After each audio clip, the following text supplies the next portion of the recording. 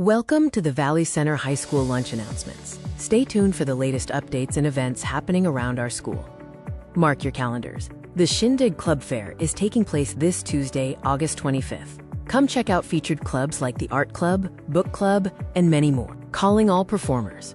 Auditions for Percy Jackson and the Lightning Thief the Musical are happening after school on August 24th and 25th in room B02. Check the bulletin board for signups.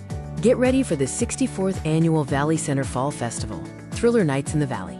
Join us on September 25th and 26th for parades, rides, live music, and more. Don't forget that Picture Day is coming up on Thursday, August 27th. Mark your calendar so you don't miss out. Your 2026-2027 yearbook is more than just a book.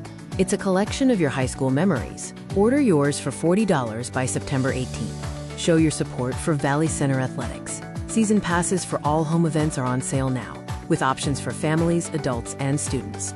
Join us for the Fall Sports Preview on August 27th. There will be introductions and scrimmages for various sports teams throughout the evening.